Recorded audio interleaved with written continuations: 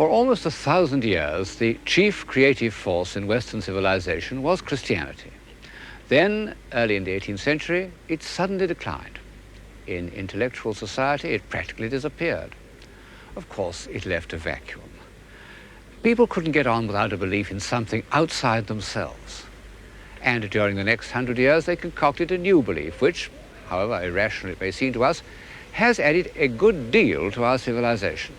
A belief in the divinity of nature. Well, it's said that one can attach 52 different meanings to the word nature. In the early 18th century, it had come to mean little more than common sense, as when in conversation we say, but naturally. But the evidences of divine power which took the place of Christianity were manifestations of what we still mean by nature, those parts of the visible world which were not created by man and can be perceived through the senses. Now, this particular change in the direction of the human mind was very largely achieved in England. And I suppose it's no accident that England was the first country in which the Christian faith had collapsed. In about 1730, the French philosopher Montesquieu noted, "There is no religion in England. If anyone mentions religion, people begin to laugh." Montesquieu saw only the ruins of religion, and although he was a very intelligent man, he couldn't have foreseen that these ruins were part of the subtle way in which faith in divine power was to trickle back into the Western European mind.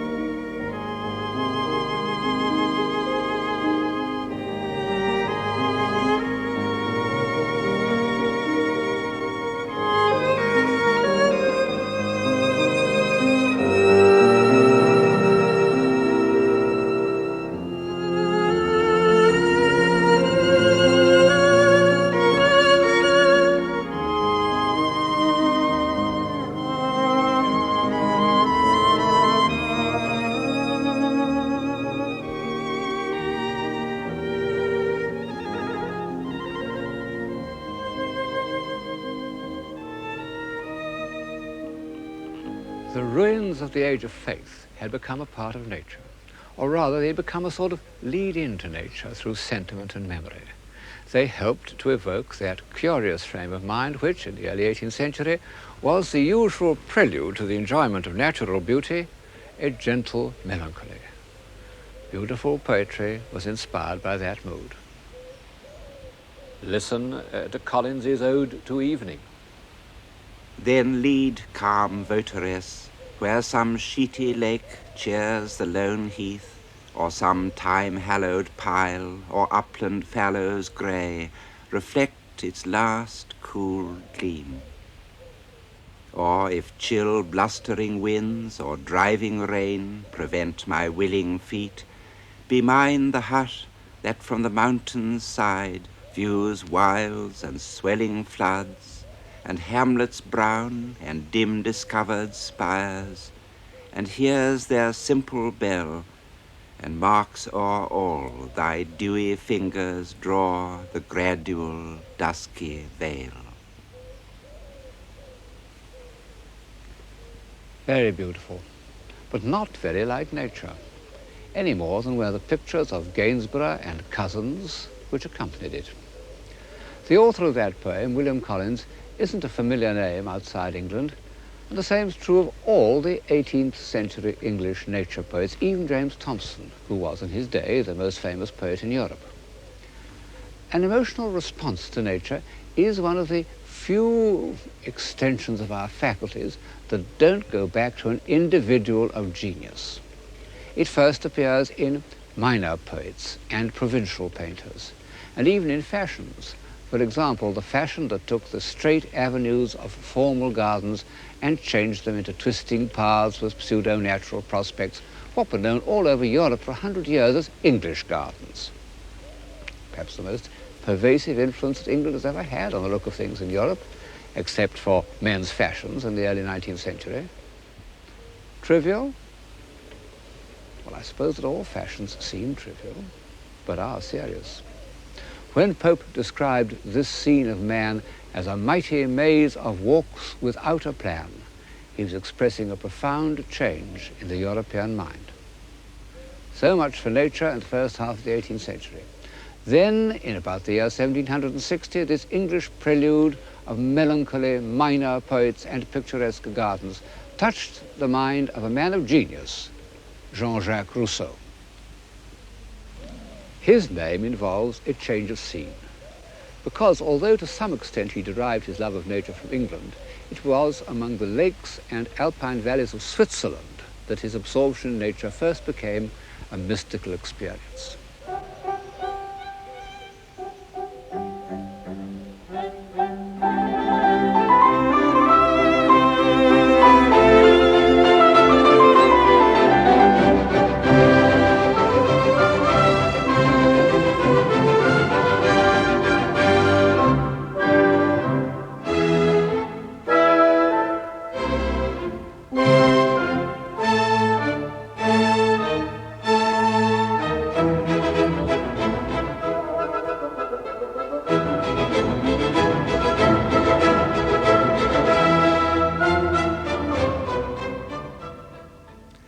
For over 2,000 years, mountains have been considered simply a nuisance, unproductive, obstacles to communication, the refuge of bandits and heretics.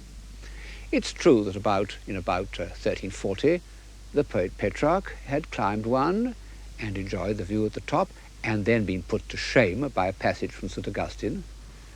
And at the beginning of the 16th century, Leonardo da Vinci had wandered about in the Alps, ostensibly to study botany and geology, but his landscape background showed that he was moved by what he saw. No other mountain climbs are recorded. And to Erasmus, Montaigne, Descartes, Newton, practically any of the great civilizers I have mentioned in these programs, the thought of climbing a mountain for pleasure would have seemed ridiculous. Perhaps I should add that this is not altogether true of the painters. For example, Peter Bruegel, on his way from Antwerp to Rome in 1552, made drawings of the Alps, which show something more than a topographical interest, and were later used in his paintings. However, the fact remains that when an ordinary traveller of the 16th and 17th centuries crossed the Alps, it never occurred to him to admire the scenery, until the year 1739, when the poet Thomas Gray, visiting the Grands Chartreux, wrote in a letter, "Not a precipice, not a torrent, not a cliff, but is pregnant with religion and poetry." Amazing. Might have been written by Ruskin. In fact, I don't think that the full force of Alpine poetry was expressed till the time of Byron and Turner. But in the middle of the 18th century, a good many people seem to have recognized the charm of the Swiss lakes and enjoyed them in a comfortable, dilettantish sort of way. There even arose a Swiss tourist industry that supplied travellers in search of the picturesque with mementos and produced one remarkable, almost forgotten artist, Caspar Wolff, who anticipated Turner by, 30 years. But like the 18th century English nature poets, this is a provincial overture, which might never have become a part of contemporary thought without the genius of Rousseau. Whatever his defects as a human being, and they were clearly apparent to all those who tried to befriend him, Rousseau was a genius, one of the most original minds of any age, and a writer of incomparable prose. His solitary and suspicious character had this advantage, that it made him an outsider. He didn't care what he said. As a result, he was persecuted. For half his life, he was hounded out of one country after another. In 1765, he seemed safely established in a small principality, Motier, but the local parson stirred up the people against him, and they stoned him. They broke his windows. He took refuge on this island in the Lake of Bienne. And there he had an experience so intense that one could almost say it caused a revolution in human feeling. In listening to the flux and reflux of these waves, he tells us, he became completely at one with nature. He lost all consciousness of an independent self, all painful memories of the past or anxieties about the future, everything except the sense of being. I realized, he said, that our existence is nothing but a succession of moments perceived through the senses. I feel, therefore I am.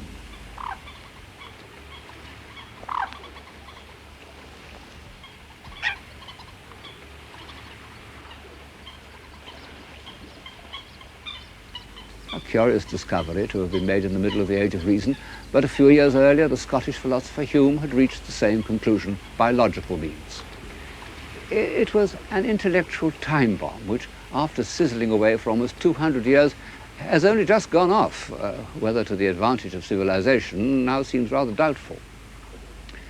It had a certain effect in the 18th century and became part of the new cult of sensibility.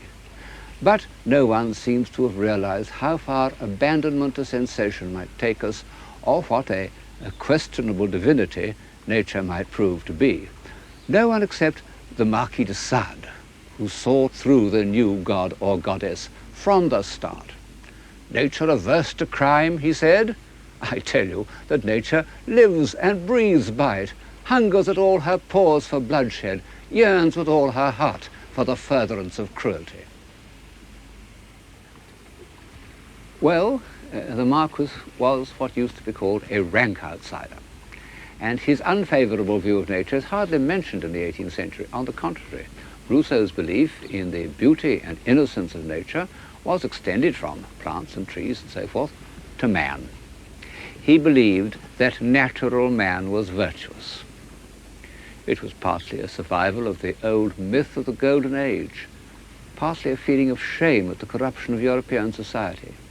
But Rousseau gave it a theoretical basis in a work entitled A Discourse on the Origin of Inequality Among Men. He sent a copy to Voltaire, who replied in a letter which is a famous example of Voltairean wit. No one, he said, has ever used so much intelligence to persuade us to be stupid. After reading your book, one feels one ought to walk on all fours. Unfortunately, during the last 60 years, I have lost the habit. It was a dialectical triumph, but no more, because belief in the superiority of natural man became one of the motive powers of the next half-century. And less than 20 years after Rousseau had propounded his theory, it seemed to have been confirmed by fact. The French explorer Bougainville discovered Tahiti, and 2 years later, Captain Cook stayed there for 4 months in order to observe the transit of Venus. Well, Bougainville was a student of Rousseau, and it isn't surprising that he should have found in the Tahitians all the qualities of the noble savage. But Captain Cook was a hard-headed Yorkshireman, and even he couldn't help comparing the happy and harmonious life that he had discovered in Tahiti with the squalor and brutality of Europe. And soon, the brightest wits of Paris and London were beginning to ask whether the word civilization was not more appropriate to the uncorrupted islanders of the South Seas than to the exceptionally corrupt society of 18th century Europe.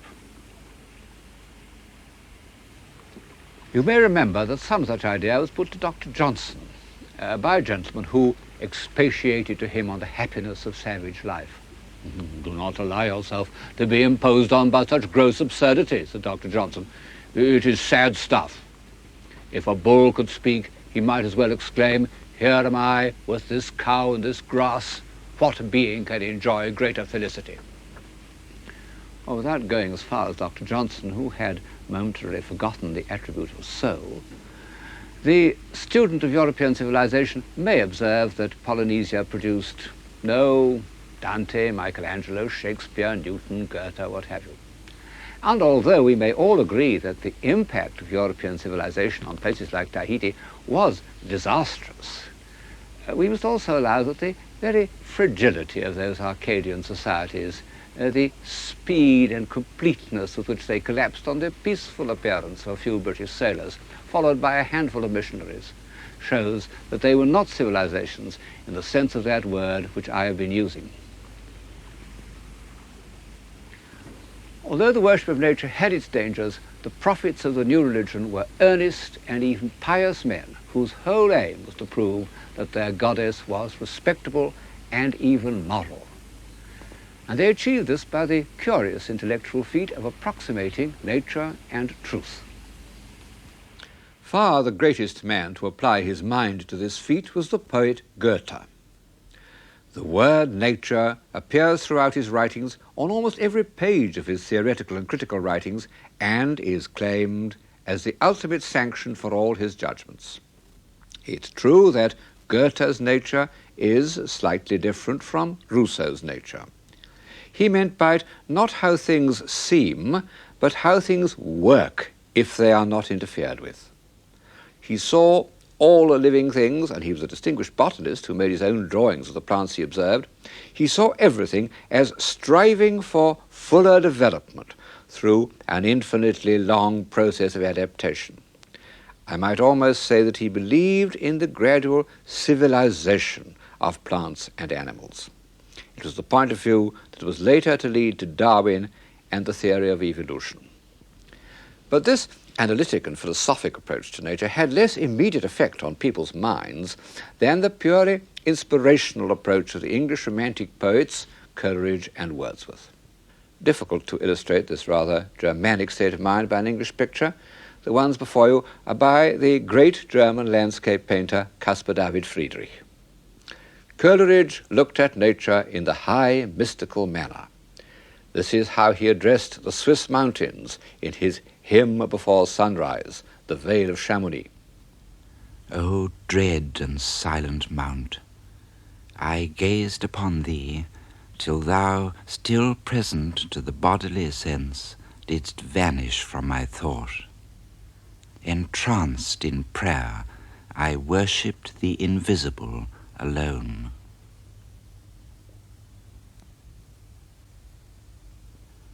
Wordsworth's approach to nature was religious in the moral Anglican manner. Accuse me not, he said, of arrogance, if having walked with nature and offered, as far as frailty would allow, my heart a daily sacrifice to truth, I now affirm of nature and of truth that their divinity revolts, offended at the ways of men. Well, that nature should be shocked by human behavior, it does seem to us rather nonsense. But one mustn't lightly accuse Wordsworth of arrogance or silliness. By the time he wrote those lines, he had lived through a great deal. As a young man, he went to France, lived with a spirited French girl, and had a daughter, and became involved with the French Revolution, an ardent Girondist. But for a chance, he might easily have had his head chopped off in the September massacres. He returned to England, disgusted with the political aspect of the revolution, but not the less attached to its ideals. And he set out to describe in verse the truth about the hardships of poor people, as they had never been described before. He wrote poems without a glimmer of comfort or hope. He walked for miles alone on Salisbury Plain and in Wales, talking only to tramps and beggars and discharged prisoners. He was utterly crushed by man's inhumanity to man. And finally, he came to Tintern. The abbey is in the valley behind me there. Of course, he'd always been observant of natural beauty. His earliest poems show us that. But in August 1793, like Rousseau on the island of Saint-Pierre, he recognized that only total absorption in nature could heal and restore his spirit. He returned to Tintern 5 years later and recaptured some of those first feelings. Though changed, no doubt, from what I was when first I came among these hills, when like a roe I bounded o'er the mountains, by the sides of the deep rivers and the lonely streams, wherever nature led, more like a man flying from something that he dreads than one who sought the thing he loved. For nature then to me was all in all. I cannot paint what then I was. The sounding cataract haunted me like a passion. The tall rock, the mountain, and the deep and gloomy wood, their colours and their forms, were then to me an appetite, a feeling and a love that had no need of a remoter charm by thought supplied, or any interest unborrowed from the eye.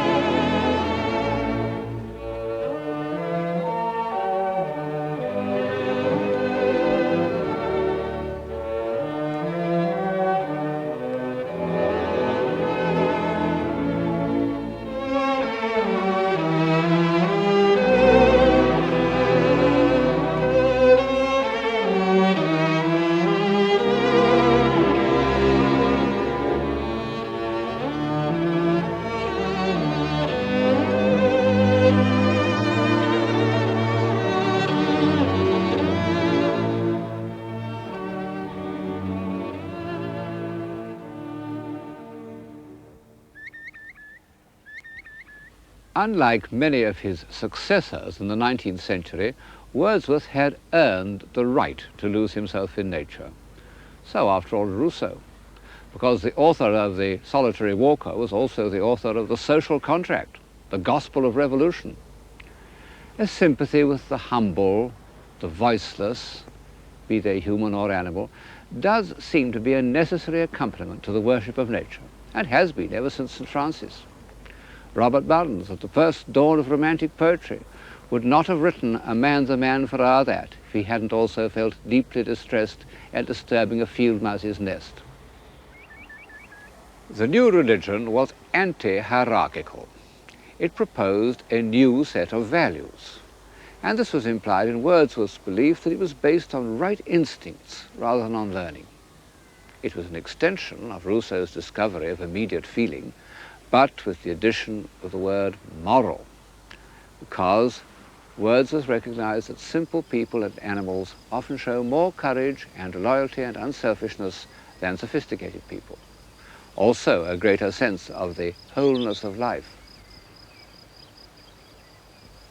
One impulse from a vernal wood may teach you more of man, of moral evil and of good, than all the sages can.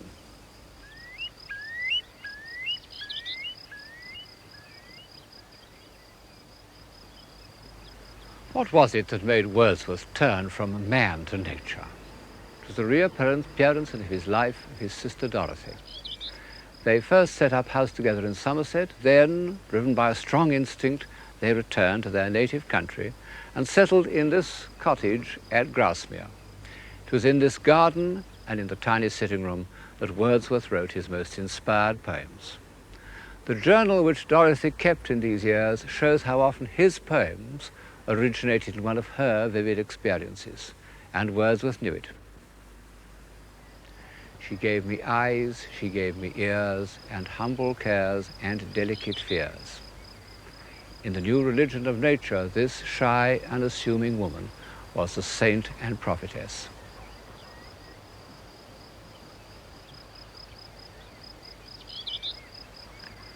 Unfortunately, the feelings for each other of brother and sister were too strong for the usages of this world.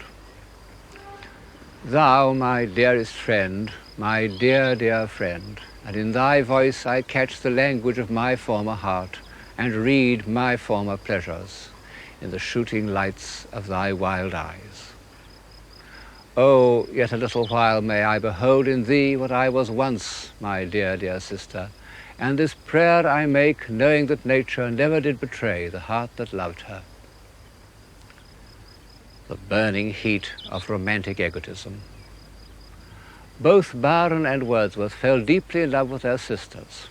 The inevitable prohibition was a disaster for both of them, and Wordsworth suffered most because although Byron became restless and cynical, he did write Don Juan, whereas Wordsworth, after the heartbreaking renunciation of Dorothy, gradually lost inspiration and, although quite happily married to an old school friend, wrote less and less poetry than one can read without an effort.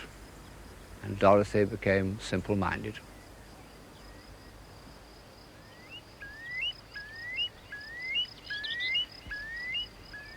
So far, I've illustrated Wordsworth's poems and ideas from the camera's view of nature. But at the same moment that English poetry took its revolutionary course, English painting also produced two men of genius, Turner and Constable.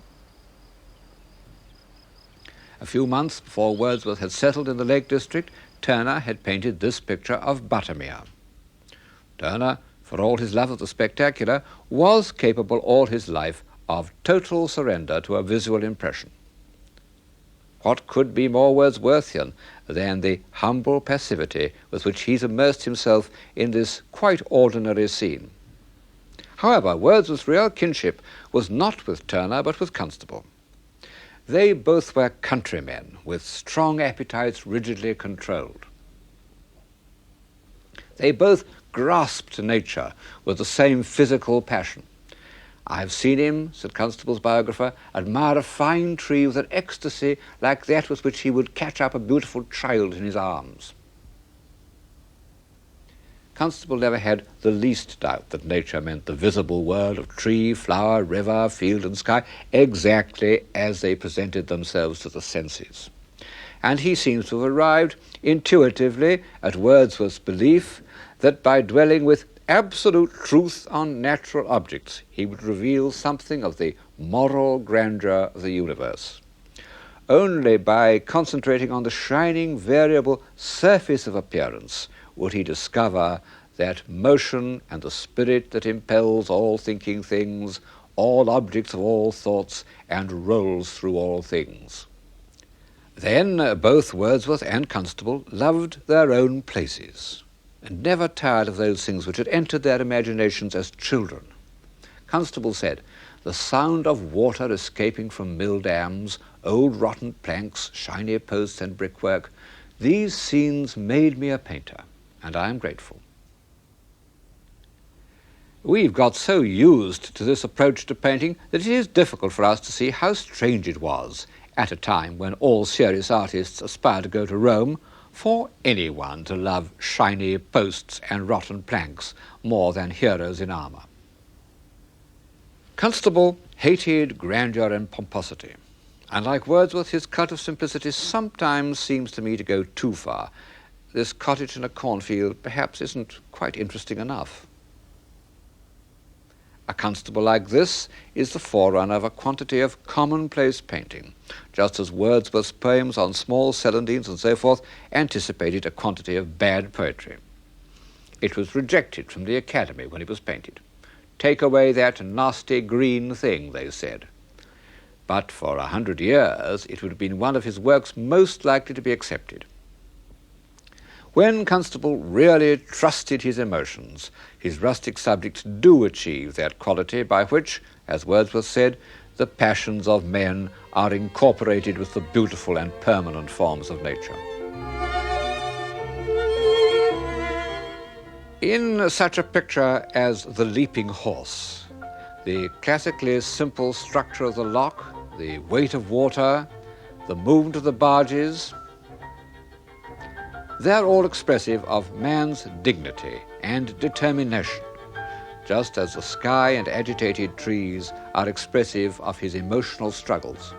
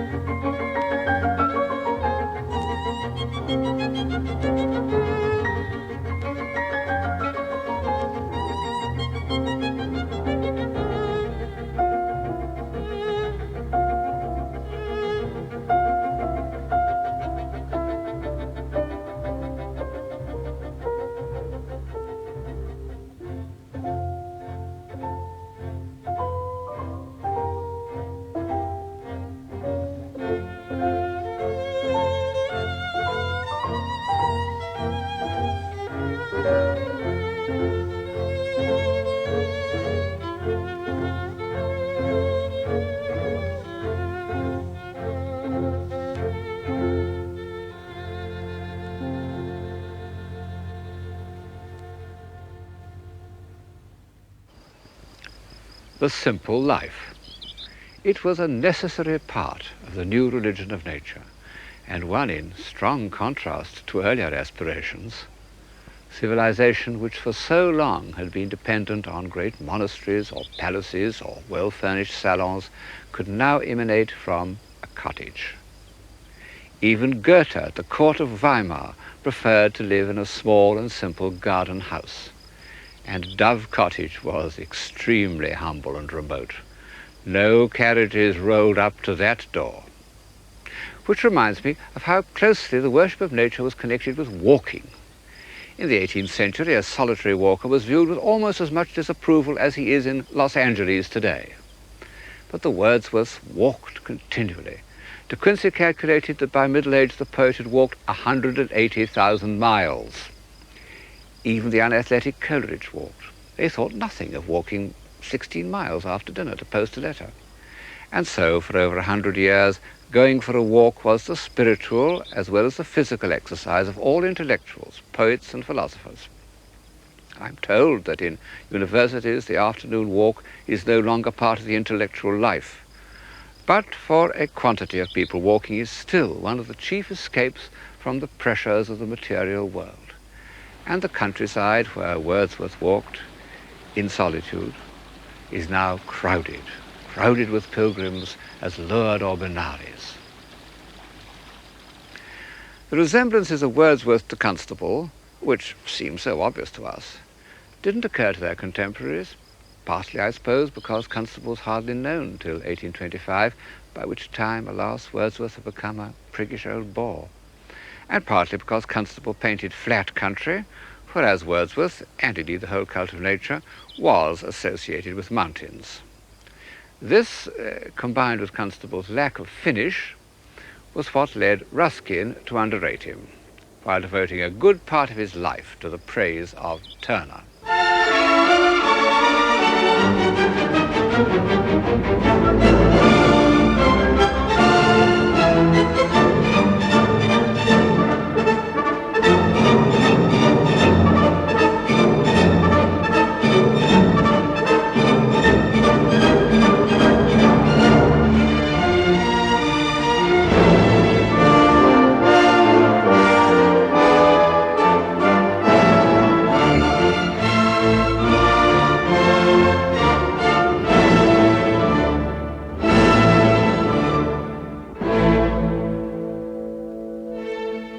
Turner was the supreme exponent of that response to nature felt by Gray in the Grande Chartreuse, what one might call the picturesque sublime.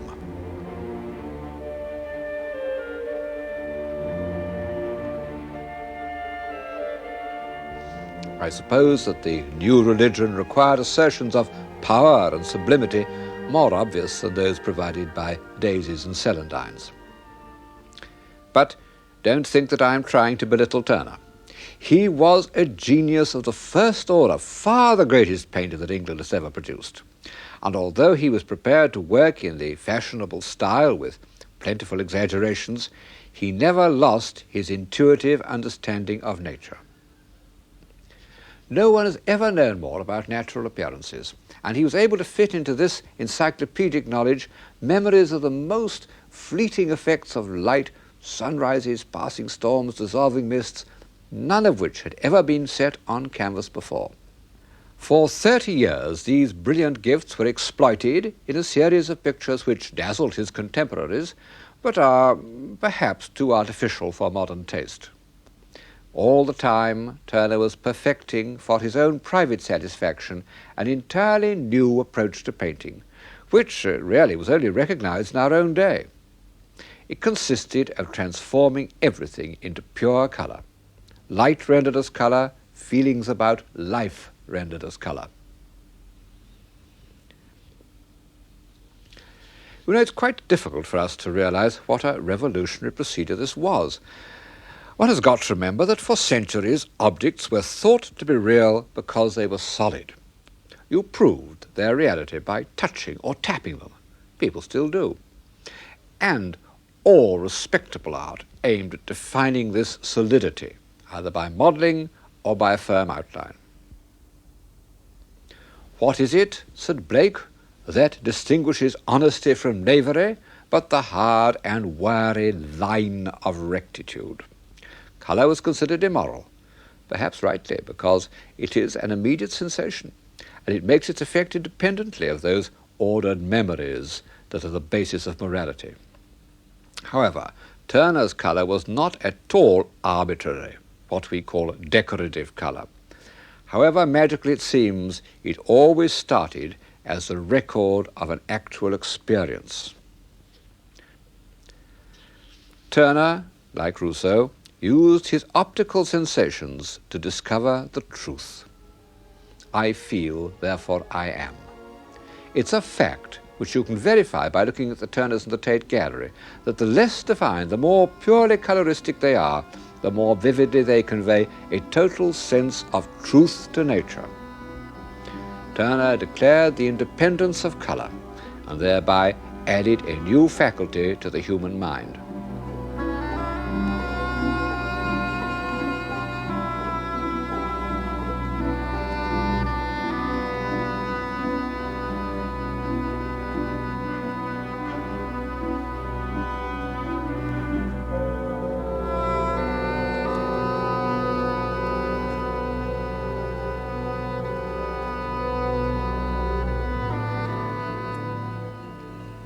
I don't suppose that Turner was conscious of his relationship with Rousseau, but the other great prophet of nature, Goethe, meant a lot to him. Although he had had practically no education, he painfully read Goethe's works, in particular his theory of colour, and he sympathized with Goethe's feeling for nature as an organism, as something that works according to certain laws. This, of course, was one of the things about Turner that delighted Ruskin, so that his enormous defence of the artist, which he called by the wholly misleading title of Modern Painters, became an encyclopedia of natural observation. Just as the Middle Ages produced encyclopedias in which inaccurate observations were used to prove the truth of the Christian religion, so Ruskin accumulated very accurate observations of plants, rocks, clouds, mountains, in order to prove that nature worked according to law. Well, we can't believe in Ruskin's moral law, but when he says, "The power which causes the several portions of a plant to help each other, we call life. Intensity of life is also intensity of helpfulness. The ceasing of this help is what we call corruption." He does seem to me to have drawn from his observations a moral at least as convincing as most of those that can be drawn from Holy Writ. And it helps to explain why for 50 years after the publication of Modern Painters, Ruskin was considered one of the chief prophets of his time.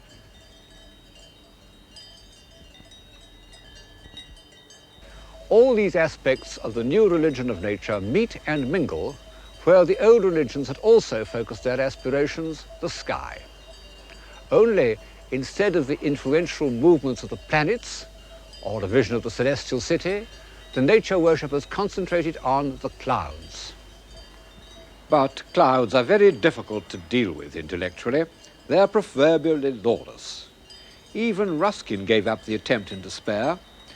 So for the time being, this sky appealed less to the analytically minded than to those worshippers of nature who abandoned themselves to Rousseau's sensuous reverie. The whole mind, said an early writer on Romanticism, may become at length something like a hemisphere of cloud scenery, filled with an ever-moving train of changing, melting forms. Wordsworth put it even better in a famous passage in the first book of the Excursion.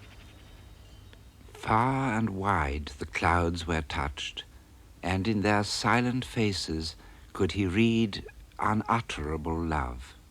Sound needed none, nor any voice of joy. His spirit drank the spectacle. Sensation, soul, and form all melted into him. They swallowed up his animal being. In them did he live, and by them did he live. They were his life. Constable said that in landscape painting, clouds are the chief organ of sentiment. He did hundreds of cloud studies, noting on the back the month, the time of the day, the direction of the wind. Ruskin said, "I bottled clouds as carefully as my father, who was a wine merchant, had bottled sherries." And for Turner, they had a symbolic meaning. He identified skies of peace and skies of discord. Clouds the color of blood become symbols of destruction. His chief aim in life was to see the sun rise above water. He owned a number of houses from which he could see this happening, and he was particularly fascinated by the line where the sky and the sea join each other, that mingling of the elements which seems, by its harmony of tone, to lead to a general reconciliation of opposites.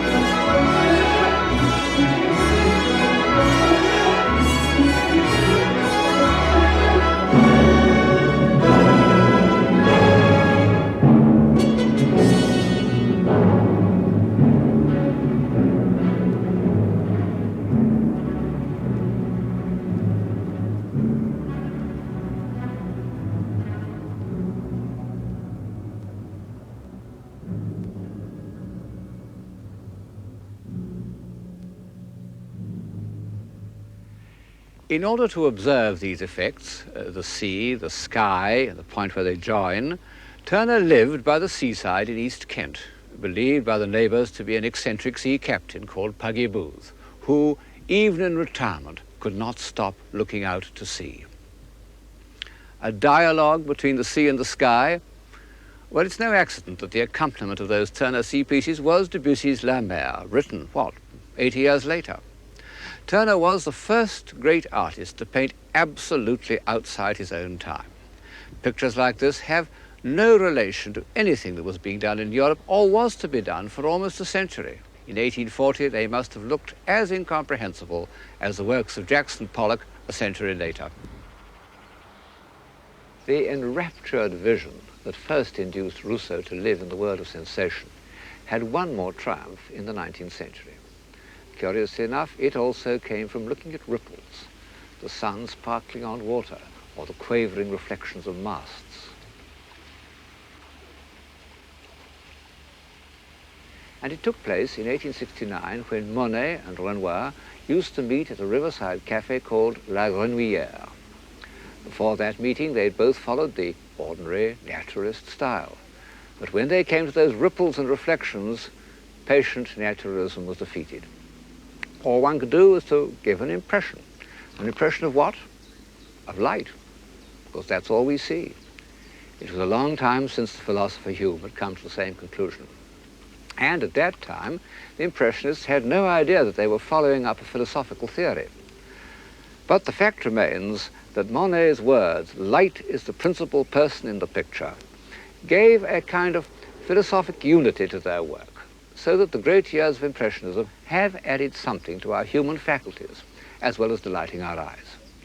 Our awareness of light has become part of that general awareness, so marvelously described in the novels of Proust, which seemed, when we first read them, almost to give us a new sense. When one thinks of how many beautiful Impressionist pictures there are in the world, and what a difference they've made to our way of seeing, it is surprising how short a time the movement, as a movement, lasted. We know the periods in which men can work together happily, inspired by a single aim, last only a short time. It's one of the tragedies of civilization. After 20 years, the Impressionist movement had split up. One party thought that light should be rendered scientifically in touches of primary color, as if it had passed through a spectrum. And this theory inspired a very distinguished painter, Seurat. But it was too remote from the first spontaneous delight in nature, upon which, in the end, all landscape painting must depend. Monet, the original unswerving Impressionist, when he found that straightforward naturalism was exhausted, attempted a kind of color symbolism to express changing effects of light.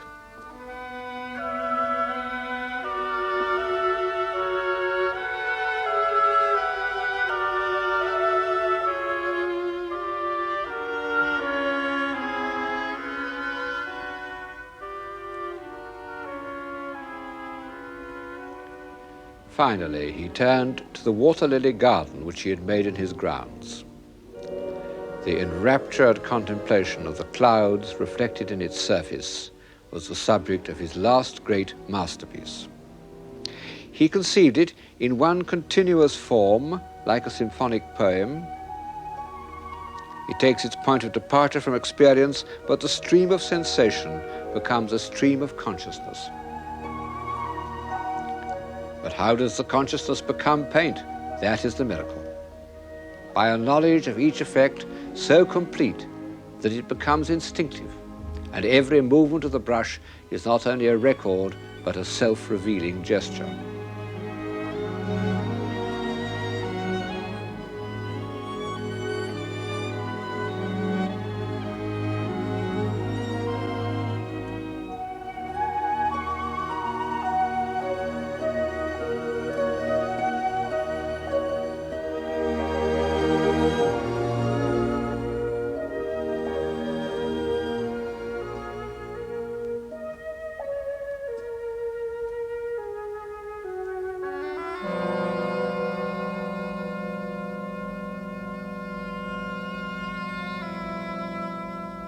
Total immersion. This is the ultimate reason why the love of nature has been for so long accepted as a religion. It is a means by which we can lose our identity in the whole and gain thereby a more intense consciousness of being. I feel, therefore I am.